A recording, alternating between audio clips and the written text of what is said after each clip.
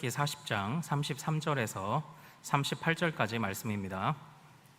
그는 또 성막과 제단 주위 뜰에 포장을 치고 뜰 문에 휘장을 다니라. 모세가 이같이 역사를 마치니 구름이 회막에 덮이고 여호와의 영광이 성막에 충만하매 모세가 회막에 들어갈 수 없었으니 이는 구름이 회막 위에 덮이고 여호와의 영광이 성막에 충만함이었으며 구름이 성막 위에서 떠오를 때에는 이스라엘 자손이 그 모든 행진하는 길에 앞으로 나아갔고 구름이 떠오르지 않을 때에는 떠오르는 날까지 나아가지 아니하였으며 낮에는 여호와의 구름이 성막 위에 있고 밤에는 불이 그 구름 가운데에 있음을 이스라엘의 온 족속이 그 모든 행진하는 길에서 그들의 눈으로 보았더라. 아멘. 자, 우리가 함께 읽은 이 말씀을 통해서요, 하나님의 중공검사라는 제목으로 은혜를 같이 나누도록 하겠습니다. 하나님께서 또 오늘도 우리를 말씀의 반석 위에 굳게 세워주실 줄로 믿습니다. 지금으로부터 한 100년 전에 미국에서 찬송시를 짓는 한 작곡가가 있었습니다. 그런데 그에게는 절망에 빠진 친구가 한 명 있었어요. 이 친구에는 어떤 절망이 찾아왔냐면, 이 친구가 독일에서부터 신앙의 자유를 찾아 미국으로 이주해 왔는데 그만 8살에 실명을 하게 된 겁니다. 그래도 어떻게 하나님의 은혜로 그의 사업을, 찬송과 관련한 사업을 일궈가고 또 정말 사랑하는 딸을 이제 시집까지 보내게 됐는데, 또 너무 뜻하지 않은 폭발 사고로 사위가 먼저 하나님의 부름을 받게 된 거예요. 그러니까 이 사람은 정말로 이 절망에 빠진 이 친구를 보면서 정말 이 친구를 위로할 수 있는 그런 참 찬송을 짓고 싶다, 또 그런 그 친구의 마음을 위로할 수 있는 그런 찬양이 있으면 좋겠다라는 그런 마음을 가지게 되었습니다. 그때 이 작사가가 정말로 주님의 부활의 장면, 특별히 요한복음 20장의 말씀을 묵상을 하는 가운데 그때 그 주님이 이 작사가의 마음을 만져주신 거예요. 그가 묵상했던 말씀이 무엇이냐면, 예수님이 부활하신 것을 알지 못하고 예수님의 시신이 없어졌다라는 생각에 울고 있던 마리아, 그 마리아에게 부활하신 예수님이 찾아오셔서 마리아야 라고 부르셨다라는 거죠.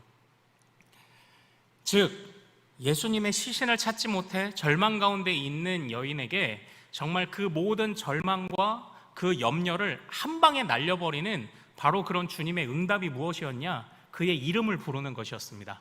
마리아야. 바로 이 말씀을 묵상하는 중에 이제 이 작사가가 주님께서 마리아를 만나 모든 근심 걱정을 부활의 능력으로 날려보내신 것처럼 우리 친구도 만나 주옵소서, 이렇게 기도를 하게 된 거예요. 그래서 그런 기도 끝에 탄생한 찬송가가 뭐냐면 바로 찬송가 442장 저 장미꽃 위에 이슬이에요. 주님 나와 동행을 하면서 나를 친구 삼으셨네. 우리 서로 받은 그 기쁨은 알 사람이 없도다. 바로 이런 가사를 지어서 그 친구와 함께 그 절망 중에도 함께 하시는 주님의 그 위로를 나누었던 거죠. 그런데 원래 이 찬양의 가사를 영어로 보면 좀 더 은혜가 되더라고요. 주님은 나와 함께 걸으셨습니다. 주님은 나와 함께 이야기도 하셨습니다. 주님은 또 내게 말씀하셨습니다. 너는 나의 것이라고. 우리는 그냥 나를 친구 삼으셨네 이렇게 돼 있잖아요. 그런데 영어에서는 His own, I am His own, 나는 그분의 것이라고 주님이 말씀하셨습니다. 좀 더 강력한 의미가 있더라고요. 그때 나누었던 기쁨은 아무도 모를 것입니다. 바로 이런 가사를 지어서 친구를 위로하고 또 오늘날 이제 우리도 위로하는 귀한 찬양. 그래서 이 저 장미꽃 위에 이슬에 관한 바로 이러한 유래가 또 이 이야기를 보면서 제 마음에도 좀 감동이 있더라고요. 다시 말하면 정말 우리가 신앙생활 하는 가운데요, 누릴 수 있는 가장 큰 유익이 무엇일까? 우리도 보통 우리 정말 우리 아이들도 아니면 우리 저 사람도 우리 이웃들도 정말 어려운 일 있으면 해결됐으면 좋겠고, 그리고 왠지 신앙이 성장해 있으면 좋겠고 여러 바람들을 갖고 있는데, 우리도 그 모든 바람을 아우르는 한마디를 이야기하고 있지 않습니까? 주여 우리 자식 주님 만나게 하옵소서. 그러니까 건강도 회복되면 좋겠고 문제도 해결되면 좋겠고 많은 문제들을 우리는 다 한 가지로 이야기하잖아요. 주님, 주님 만나 주옵소서. 주님 인격적으로 만나 주옵소서. 이런 기도를 하지 않습니까? 그러니까 결국 이 작사가 마일즈의 그 기도도 동일한 것이었겠죠. 우리가 신앙생활을 하면서 정말 가장 큰 유익이 있다면 주님과 동행하는 것인 줄로 믿습니다. 주여 우리와 함께 하옵소서. 함께 하옵소서. 그러니까 함께 하면 다른 문제들이 다 해결되는 걸 우리가 이제 고백하고 있는 거죠. 오늘 우리가 읽은 이 말씀은요, 바로 그렇게 주님과 함께하는 그 아름다운 모습을 그려주고 있습니다. 다시 말하면 주님과 동행하는 아주 아름다운 모습을 보여주고 있는 게 오늘 이 출애굽기 40장의 말씀입니다. 가장 아름다운 동행, 주님과의 동행, 바로 그 장면들을 그려주고 있는 바로 그런 본문입니다. 오늘 본문의 배경은요, 이스라엘 백성들이 우리가 지난주에 살펴본 말씀처럼 금송아지 사건으로 범죄하였음에도 불구하고 그 이후에 다시 주님이 십계명을 주시고 그리고 다시 그의 백성들을 인도하시겠다고 약속하신 바로 그런 무렵의 말씀입니다. 금송아지 사건이라는 것은 지금까지 그들을 구원하고 인도하셨던 하나님을 전면적으로 부정하는 일인데, 그리고 그렇게 하나님 앞에 정말로 쓰러져도 아무런 할 말이 없는 그런 사건인데 주님이 다시 그들을 붙잡으신 것이죠. 그런데 단순하게 그냥 붙잡으신 것 또는 목숨만 겨우 부지하게 하신 것이 아니라 오늘 우리가 읽은 말씀처럼 주님이 그들과 철저하게 동행하고 계셨다라는 그 본문이 바로 오늘 우리가 읽은 본문이에요. 얼마나 주님이 동행하셨는지 우리 36절, 37절 같이 한번 읽겠습니다. 시작. 구름이 성막 위에 떠오를 때에는 이스라엘 자손이 모든 행진하는 길에서 앞으로 나아갔고 구름이 떠오르지 않을 때에는 떠오르는 날까지 나아가지 아니하였으며, 이거예요. 그러니까 34절에 구름이 충만하였다, 여호와의 영광이 성막에 충만하였다. 그러니까 이 구름으로 상징되는, 지금 우리가 살아가는 이 모든 구름이 다 여호와의 영광이라는 것은 아닙니다. 그러나 광야라는 특수한 상황 속에 주님의 영광이 빽빽한 구름으로 나타났던 것이죠. 그런데 그 구름이 떠오르면 행진하고 그 구름이 가라앉으면 멈추고 낮에는 구름으로 밤에는 불로 인도하시는 바로 그 주님의 동행을 그들이 목격했던 거죠. 그러니까 사실 우리도 주님이 좀 이렇게 동행해 주시면 또 좋겠다고 생각하지 않습니까? 주여 그냥 눈에 우리 그냥 확 보여주시옵소서. 어쨌든 어떤 면에서 우리가 하지 못하는 그 동행을 지금 이스라엘 백성들이 하고 있는 겁니다. 금송아지의 죄악을 저질렀음에도 불구하고 하나님의 은혜가 참 얼마나 놀라워요. 정말 함께 하기도 싫은 사람들과 여전히 동행하고 계시는 그 하나님의 그 은혜가 얼마나 귀한 것입니까? 그런데 이런 동행하심에는요, 특별한 이유가 있어요. 하나님의 은혜가 있기도 하지만 하나님의 이 은혜를 우리가 붙잡고 동행하는 것에 관한 아주 중요한 가르침을 한 가지 오늘 본문이 주고 있는 또 그런 교훈이 참 있습니다. 그 부분을 이제는 좀 살펴보기를 원해요. 오늘 우리가 읽은 이 본문에 보면 그 앞전에 40장에서 처음부터 이어지는 말씀이 하나님과 동행하는 결정적인 비결을 가르쳐주고 있는 바로 그런 본문입니다. 사실 40장 1절부터는요, 하나님이 다시 성막을 명하시는 바로 그런 장면이에요. 성막을 명하셨다. 우리 지난주일에 살펴봤던 것처럼 에스라 1장의 말씀, 포로로 끌려갔다가 우리가 버림받았나? 라는 의심이 싹 틀 무렵에 주님이 너희는 여전히 나의 백성이라는 응답을 무엇으로 주셨다고 말씀드렸죠? 다시 예배하라. 이 응답으로 너는 나의 백성이라는 말씀을 주셨다고 했죠. 똑같습니다. 이 출애굽 상황에서도 하나님이 그들에게 다시 예배를 명하셨어요. 그래서 예배의 처소로서의 성막을 건축하고 제사장을 세워 예배를 세워가라는 명령을 주셨습니다. 다시 예배하라. 다시 예배하면 너희들 돌아와 다시 예배하면 너희들 나의 백성이다. 지금 그 말씀을 40장부터 주고 계신 건데요, 여기서 눈여겨볼 만한 것이 하나 있어요. 먼저 40장 15절을 보면 여기에 제사장 세울 것을 명령하세요. 그리고 나서 16절에 모세가 어떻게 했는지, 어떻게 기록하고 있는지 읽어보겠습니다. 16절 시작. 모세가 그같이 행하되 곧 여호와께서 자기에게 명령하신 대로 다 행하였더라. 제사장 세울 것을 명령하셨더니요, 다 명령하신 대로 행하였대요. 그런데요, 이제 그 뒤에 이어지는 모든 내용을 보면 성막에 하나하나 각 부분들을 명령하라는, 건축하고 세우라는 명령을 주시는데 그때마다 동일한 말씀들이 반복됩니다. 자, 먼저 주님께서 그 받침을 놓고 기둥을 세우라는 말씀을 18절에 주시는데 19절에 어떻게 기록되어 있는지 읽어보겠습니다. 시작. 또 성막 위에 막을 펴고 그 위에 덮개를 덮으니 여호와께서 모세에게 명령하신 대로 되니라. 그리고 또 증거판을 담는 궤를 만들고 그 궤에 속죄소를 설치해라라고 말씀을 주셨는데 21절에 또 어떻게 말씀하고 있습니까? 시작. 또 그 궤를 성막에 들여놓고 가리개 휘장을 늘어뜨려 그 증거궤를 가리니 여호와께서 모세에게 명령하신 대로 되니라. 네, 그러고 나서요, 또 이제 휘장 밖에 진설병에 상을 차리라는 명령을 주시고 23절 같이 읽겠습니다. 시작. 또 여호와 앞 그 상 위에 떡을 진설하니 여호와께서 모세에게 명령하신 대로 되니라. 그 뒤에 등잔대를 만들어라, 번제단을 두라 라는 말씀이 됐는데 그때마다 공통적으로 나오는 말씀이 똑같아요. 지금 우리가 읽었던 이 말씀, 자, 16절, 19절, 그리고 21절, 23절, 25절, 29절, 그리고 32절에 공통적으로 들어가는 말을 한번 찾아보십시오. 모세에게 명령하신 대로 되니라. 할렐루야. 아멘. 바로 그겁니다. 모세에게 명령하신 대로 되니라.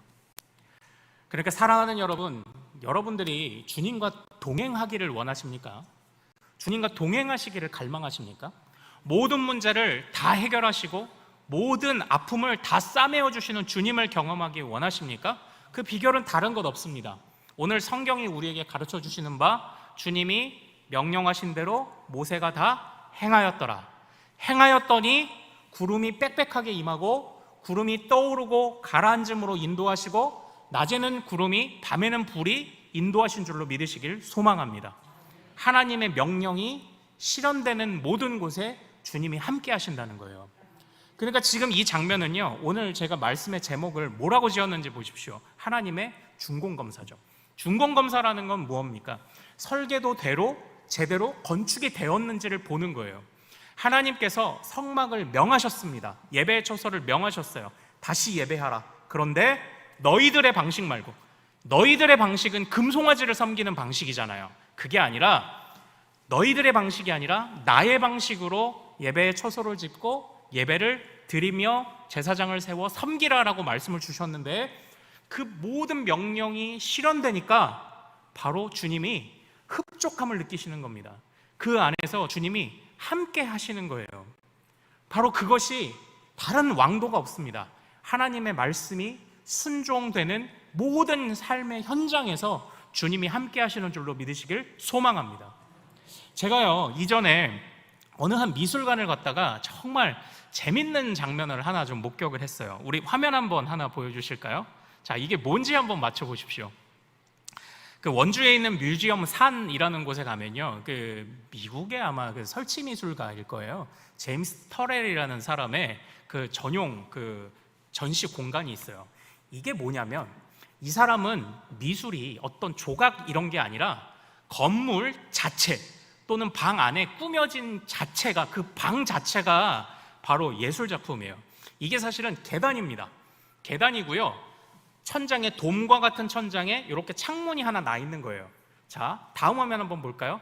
이게 낮이고 이게 밤이에요. 그러니까 이 사람은 빛과 공간을 굉장히 예술적으로 잘 쓰는 사람입니다. 그래서 낮에 바라보면 작은 구멍을 통해 들어오는 한 줄기 빛을 통해 이 모든 방 안을 비춰가는 그 빛의 형상을 가지고 예술 작품을 만들어요. 밤에는 깜깜하죠. 그 깜깜함이 빛나는 것으로 빛의 대비를 잘 써요. 또 다음 화면 한번 볼까요? 네, 요것도 사실은 방입니다. 천장에 동그란 구멍이 하나 나 있어요.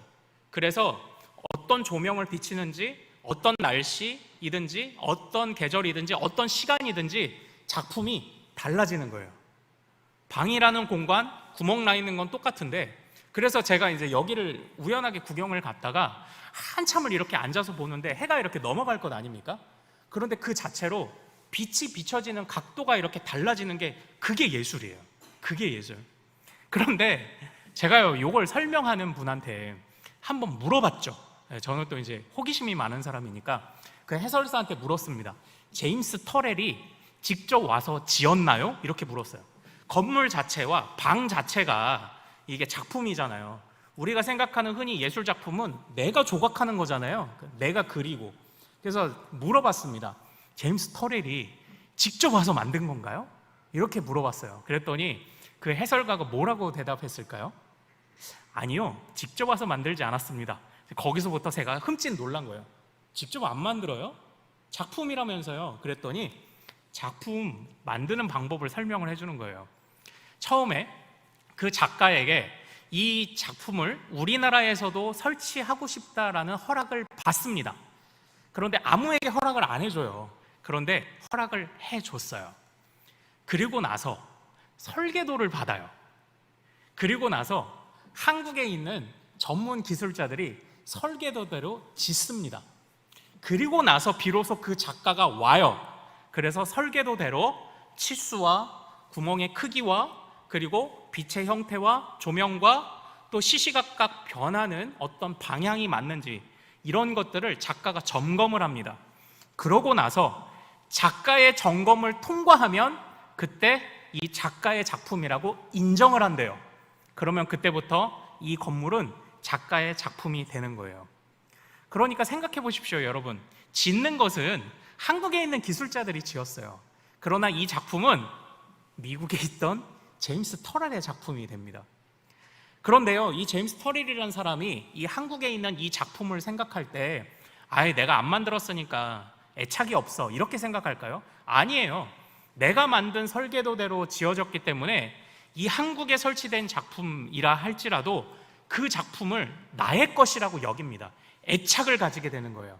사랑하는 여러분, 주님이 성막의 설계도를 주셔서 그것대로 건축이 되었는지 그것대로 확인하시고 그곳에 흡족하여서 주님이 그들과 함께하고 계시다는 사실이 혹시 이것과 굉장히 닮아있지 않습니까?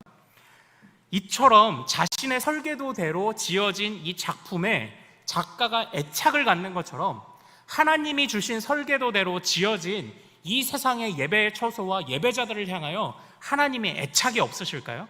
애착이 있죠. 하나님이 그들을 사랑하지 않으실까요? 사랑하시죠. 그래서 그 사랑을 표현합니다. 그 사랑을 표현해요.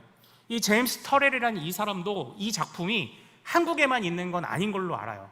똑같은 작품이 전 세계에 여러 개가 있습니다. 그러나 이 작가의 작품 도록과 작품에 있는 그 많은 어떤 그 경력들을 놓고 볼 때 분명히 그 안에 한국이 언급될 거예요. 이 사람의 정신이 담겨 있기 때문이죠.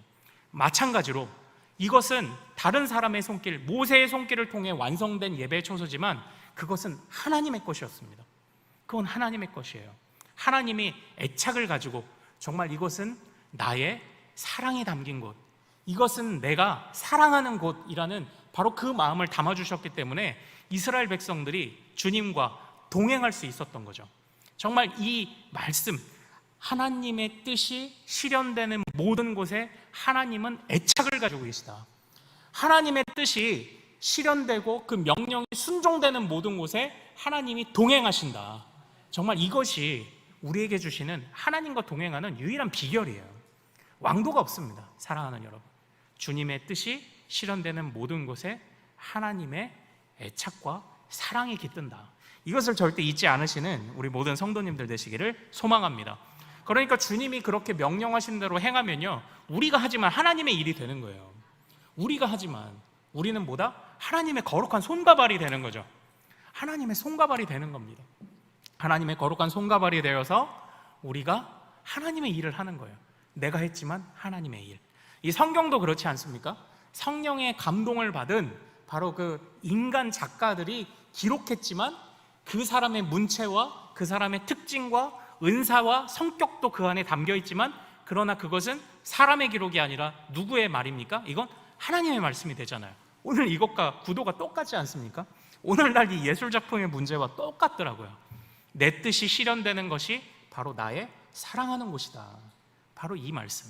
그러니까 우리가 오늘 왜 주님이 명령이 실현된 모든 곳에 동행하시고 임재하셨나, 우리가 이것을 이해할 수 없는 게 아니에요. 너무나도 이해하기가 쉬운 거예요. 자, 그러나 우리는 모두가 주님이 우리를 인도해 주시고 동행하신다고 말은 합니다. 그러나 안타까운 사실은 주님이 동행하시는지 우리를 인도하시는지 이게 잘 느끼지 못한다는 것이 이제 우리의 문제 아닐까요?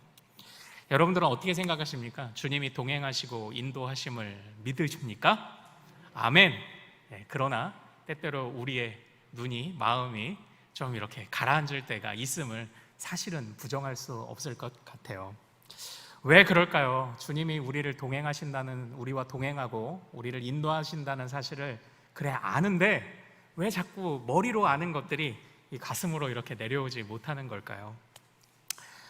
첫 번째는 오늘 말씀이 주고 있는 가장 기초적인 말씀을 따라서 그건 우리의 미련함의 문제일 수 있습니다. 우리가 하나님의 말씀을 순종치 않는 거죠. 하나님의 말씀대로 우리가 살아가고 있지 못한 거죠. 하나님의 말씀이 순종되고 그 말씀이, 명령이 그대로 실현되는 모든 곳에 주님이 나타나신다는 원리가 가장 쉽게는 그렇게 적용될 수 있지 않습니까? 제일 먼저는 우리를 돌아봐야 되겠죠. 우리가 하나님의 말씀을 온전히 실현하고 있는가? 나의 삶의 구석구석에 하나님의 정신이 이것은 창성이의 삶이 아니라 곧 나의 삶이야 라고 인정하시는 그 인정함이 있는가? 그래, 이건 큰숲교회가 아니야, 이건 나의 집이야 라고 말씀하시는 그 인정함이 있는가? 우선적으로 우리가 그것을 돌아봐야 할 줄로 믿습니다. 우리를 먼저 점검해야 되겠죠. 그러나 그런 부분도 있겠지만요, 참 많은 것들을 좀 생각을 해봐야 될 것 같아요. 우리가 하나님의 동행을 느끼지 못하고 누리지 못한다는 것이 문제이긴 하지만요, 우리는 우리의 느낌이 항상 불확실하다는 생각을 또한 해야 될 것 같습니다. 우리는 우리의 생각이 항상 옳지 않죠. 우리의 느낌과 우리의 생각이 항상 맞지 않습니다. 우리의 판단이 항상 옳지 않아요. 그렇기 때문에 우리의 느낌도 항상 정확한 것은 아니겠죠. 나의 느낌은 불확실할 수 있어요. 그러나 주님께서는요, 우리에게 확실하고 분명한 보증을 하나 주신 것이 있어요. 오늘 이 성막은요, 하나님이 친히 설계도를 주셔서 모세가 그것을 실현해내어 지어냈습니다. 그때 주님이 임재하셨죠. 그런데 이제 이 성막은 이스라엘 백성들이 이동하기 위해서 천막의 형태로 지었습니다. 이후에 다윗 시대와 솔로몬 시대에 더 이상 떠돌이 생활이 아니라 정착하는 시기가 되었을 때 이 성막이 고스란히 성전이라는 것으로 형태만 바뀌게 돼요. 바로 떠돌아 다닐 시절에는 텐트의 형태, 정착해 있을 때는 건물의 형태로 바뀝니다. 그런데 성전을 지을 때 눈여겨볼 게 하나 있어요. 성막을 지을 때는 주님이 설계도를 친히 주십니다. 친히 명령하셨고 그 친히 주신 명령을 모세가 다 그대로 행하여 지켜요. 그러나 성전을 지을 때는 설계도를 누가 솔로몬에게 주었을까요? 다윗이 주었다고 성경이 기록하고 있습니다. 다윗이 지었다고. 그런 차이가 있어요. 성막의 설계도는 주님이 직접 주셨다고 되어 있지만 성전의 설계도는 다윗이 주었다고 기록을 하고 있습니다. 엄밀히 따지면 하나님의 영에 감동된 다윗이 그 설계도를 만들어냈다고 성경이 암시하고 있어요. 그래서 성전을 지을 때 성령에 충만한 사람들을 통하여 성전을 만들어가는 역사를 보여주고 계시다는 거예요. 사랑하는 여러분, 여기에 중요한 핵심이 있습니다. 바로 하나님께서는요, 하나님의 일을 직접적으로 이렇게 직접 내려서 명하시기도 하지만 하나님의 감동된 사람들을 통하여서도 일하시기도 합니다. 그런데 하나님의 감동이라는 것, 바로 그것이 성령의 인도함이겠죠. 하나님이 영감을 주시기도 한 것이겠죠. 사랑하는 여러분, 우리는요, 지금 하나님이 우리와 동행하시는지, 우리와 함께 하시는지 때로는 불확실한 그런 모습들과 생각들을 가질 수 있어요. 그러나 오늘 우리는 어떤 자들입니까? 우리는 사실 모세보다도 더 나은 자입니다. 때로는 모세처럼 직접 하나님의 말씀을 직접 듣기도 원하고 하나님과 직통계시로 막 해서 주님이 막 이렇게 길도 이렇게 저렇게 인도해 주시기를 바라지만, 그러나 엄밀히 따지면 우리는 모세보다 더 나은 사람들입니다. 왜냐하면 모세는 주님의 그림자를 보았던 사람이에요. 그리고 이스라엘 백성들은 하나님의 그림자만을 보고 온 모세 얼굴의 광채조차도 감당할 수 없었던 사람들이 그 당시의 사람들이에요. 그러나 오늘날 우리는 어떤 사람들입니까? 우리가 부활하신 예수님 이후 시대의 성도들이라는 것을 절대 잊어서는 안 돼요. 주님께서 우리에게 부활을 목격하게 하셨고 주님이 약속하신 성령이 우리 안에 거하고 계시다는 사실을, 이걸 절대 잊어서는 안 됩니다. 자, 하나님께서는요, 하나님이 동행하신다는 사실을 직접 주시는 계시로도 말씀하시지만 다윗에게 성전의 설계도를 감동을 주셔서 성령의 감동으로 그 설계도대로 짓게 하시고 그 성전에 똑같이 충만한 구름으로 임하신 것처럼 하나님은 직접 임하시기도 하지만 하나님의 성령의 충만함을 통하여 임하시기도 하는 거예요. 그러므로 오늘 우리가 예수님의 부활 이후에 약속된 성령의 시대를 살아가고 있다는 것이 곧 그것 자체가 주님이 우리와 동행하고 계시다는 증거예요. 성령만큼 확실한 증거가 없습니다. 우리의 느낌은 불안하죠. 그러나 약속대로 주어진 성령이 우리가 주님과 동행하고 있다는 그 보증이 되신다는 사실을 우리도 기억해야 돼요. 사실은 주님이 모세에게 직접 명하신 것만큼 사실 성령님도 우리가 삼위 하나님이심을 우리가 고백하고 있지 않습니까? 성령의 감동, 성령이 우리를 사로잡고 계시다. 우리는 그 부활의 시대를 살고 있다. 주님이 약속한 성령을 받고 있다는 것을 때로는 우리는 굉장히 이걸 간과하고 살아갑니다. 그러니까 주님이 눈에 보이는 어떤 이런 것들을 보여주지 않으시면 동행하지 않으시는 것처럼 느끼는 미련한 행동들을 하고 있죠. 실제로는 모세보다 더 나은 사람들임에도 불구하고. 사실요, 우리가 주님과 오늘날 동행하기를 갈망하는 많은 것 중에 주님이 정말 하나님, 정말 구름이 떠오를 때 내가 나아가고 멈출 때 나도 멈춰 설 수 있도록 정말 그렇게 인도해 주시면 안 돼요? 라고 기도하는 많은 것들을 보면요, 사실은 실패하고 싶지 않은, 세상에서 실패하고 싶지 않은 마음이 그 안에 있는 것 같아요. 그러니까 하나님, 내가 지금 이 집을 팔까요 말까요? 하나님, 내가 이 대학을 넣을까요 저 대학을 넣을까요? 우린 이런 때 보통 인생의 갈림길에서 하나님의 인도하심을 구하지 않습니까? 그때에 우리 안에 있는 속마음을 한번 예민하게 한번 좀 점검해 보자고요. 그냥 세상에서 실패하고 싶지 않은 겁니다. 세상에서 좀 일이 잘 풀렸으면 하는 거죠. 그래서 주님이 요때에 주님이 딱 얘기해 주시면 좋겠는데, 주님이 이때 그 오른쪽으로 갈까 왼쪽으로 갈까, 동쪽으로 가야 귀인을 만나나 서쪽으로 가야 귀인을 만나나, 요걸 어느 타이밍에 살까. 사실 우리의 속마음에 그런 마음이 있는 것 같아요. 그러나 사랑하는 여러분, 하나님께서 성령 안에서 우리를 인도해 가실 때를 보면요, 항상 이 세상에서의 일의 성공과 실패가 하나님의 동행의 증거가 아니더라고요. 정말 사도 바울의 모습을 보면요, 땅끝까지 이르러 내 증인이 되리라는 말씀을 받았고요, 로마까지 가서 복음을 전하게 될 것이라는 약속을 받았어요. 하나님이 약속해 주셨으니 반드시 일어나죠. 그러나 사도 바울이 로마의 황제까지 나아갔던 때의 모습을 생각하면 항상 성공만은 아니었어요. 사도 바울은 때로 배가 난파하여 죽게도 되었었습니다. 때로는 매를 맞아서 정말 산송장이 되는 그런 모습을 경험하기도 했습니다. 그리고 사도 바울이 정작 로마를 향해서 나아갈 때는 그가 죄수의 신분으로 나아갔습니다. 하나님의 인도하심은 항상 세상에서의 성패로 그 동행이 결정되는 게 아니더라고요. 자, 그러나 그 당시에서는요, 로마 시민권을 가지고 있다 할지라도 그 평민이 황제를 만날 수 있는 유일한 방법은 바로 삼심, 곧 황제에게 상소하는 길뿐이었어요. 어떤 혁혁한 공을 세우거나 아니면 전쟁에 나가 어떤 땅덩어리를 차지해 오거나 하는 그런 공을 세우지 않는 이상 황제를 만날 수가 없었습니다. 그러나 죄수의 신분에서는 황제를 만날 수 있었어요. 바로 황제에게 상소하는 방법을 통해서 말입니다. 그러니까요, 주님은 아주 놀라운 기적 같은 일들로도 임하시지만 주님은 때로 지극히 상식적인 방법으로도 우리를 인도하시는 거예요. 때로는 가장 일상적이고 가장 작은 일로도 주님이 우리를 인도하시는 거예요.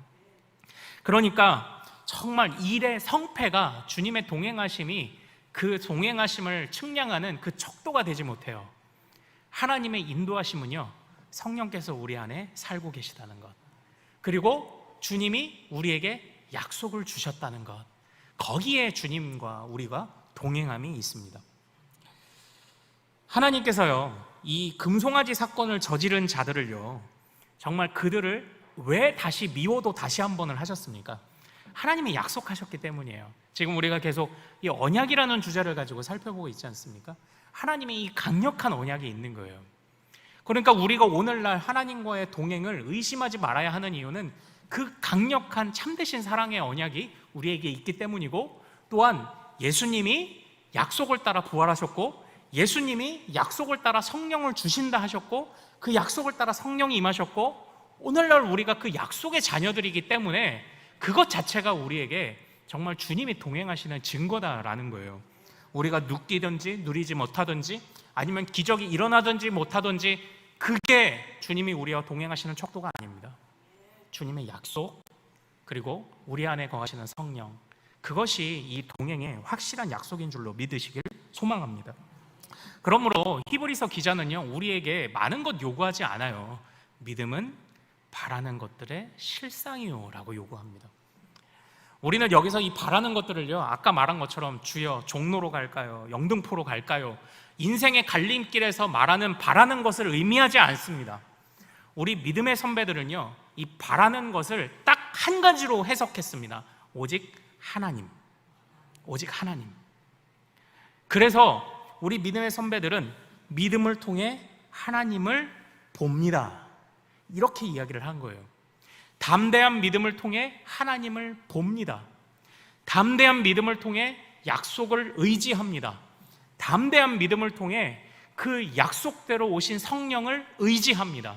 그것이 우리 믿음의 정말 전부이고 우리가 주님과 동행하고 있는 그 증거다라는 것을 우리 믿음의 선배들이 끊임없이 이야기를 한 거예요. 그러므로 사랑하는 여러분, 때때로 우리가 홀로 던져진 것 같을 때에 우리가 붙잡아야 될 것은 주여 구름을 보여주옵소서가 아닙니다. 주여 오늘도 내가 약속 앞에 엎드립니다. 나에게 담대한 믿음을 주옵소서. 우리가 주님과 동행을 누리지 못할 때 해야 할 유일한 기도가 바로 이 믿음 주시기를 간구하는 기도라는 걸 절대 잊지 않으시는 우리 모든 성도님들 되시기를 소망합니다. 그때 그것이, 그 믿음 주시면 우리가 주님과 동행함을 보게 되는 거예요. 주님이 믿음 주시면 정말 성령의 인도하심이 느껴지고 누려지는 거예요. 정말 그것을 우리 모든 성도들이 경험하게 되기를 소망합니다. 사랑하는 여러분, 우리는 매일매일이요, 하나님의 그 약속과 하나님의 말씀 앞에서 하나님의 중공검사를 받아야 되는 사람이에요. 최근에 정말 말이 많은 것이 무엇입니까? 부실 아파트죠. 부실 아파트가 왜 생겼습니까? 설계도대로 안 해서잖아요. 설계도대로 안 해서. 사랑하는 여러분, 여러분의 믿음은, 저의 믿음은 견고합니까? 우리의 믿음이 견고하지 못하다면 지금 설계도가 문제가 아닌 거예요. 시공의 문제가 생긴 겁니다. 하나님 앞에 검사를 안 받은 겁니다. 그래서 지금 우리의 연약함이, 지금 조금만 진동이 나도 바사삭 무너질 그런 믿음을 세워가고 있는 것은 아닌지, 우리가 지금 그걸 점검해야 됩니다. 하나님의 설계도대로 우리는 살아가고 있습니까? 하나님께 매일매일 중공검사를 받는 그 마음으로 우리가 하루를 채워가고 있습니까? 이 마음이 우리에게 없다면 우리는 정말 쓰러질 믿음만을 갖고 살아가는 정말 미련한 사람이 되는 것이겠죠. 그러나 사랑하는 여러분, 매일 아침 눈 뜨는 순간부터 하루를 마무리하는 모든 순간에서부터 하나님의 말씀만이 여러분들의 기준이 되기를 소망합니다. 그리고 주님 앞에서 점검을 받으십시오. 주님께 검사를 받으십시오. 그리고 그 검사에 통과하시는 은혜가 있기를 소망합니다. 내가 어제는 실패했지만 오늘도 성숙하고 오늘도 한 걸음 나아가 주님의 그 검사에 모두 통과하여 정말 동행하시는 주님, 역사하시는 주님, 인도하시는 주님을 충만히 누리는 우리 모든 성도님들 되시기를 소망합니다.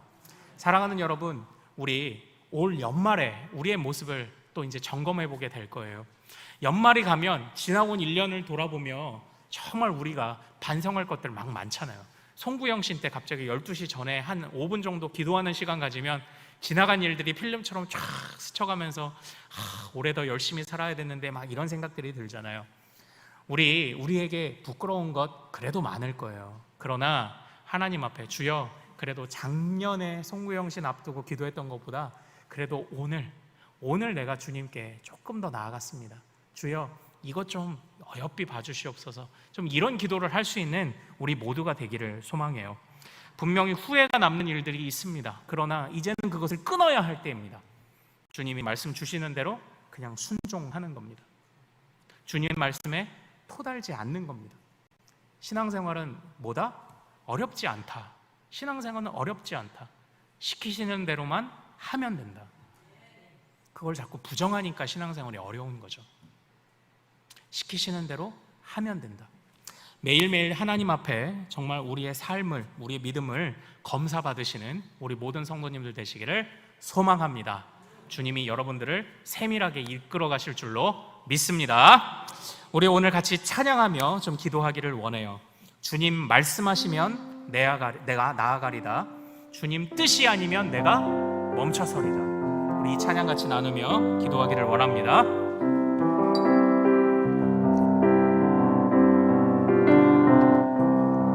주님 말씀하시면 내가 나아가리다. 주님 뜻이 아니면 내가 멈춰서리다. 나의 가고 서는 것 주님 뜻에 있으니 오 주님 나를 이끌소서. 다시 한번 고백해요. 주님 말씀하시면 내가 나아가리다. 주님 뜻이 아니면 내가 멈춰서리다. 나의 가고 서는 것 주님 뜻에 있으니 오 주님 나를 이끌소서. 뜻하신 그곳을 나 있기 원합니다. 이끄시는 대로 순종하며 살리. 연약한 내 영혼 통하여 일하소서. 주님 나라와 그 뜻을 위하여 뜻하신 그곳을 나 있기 원합니다.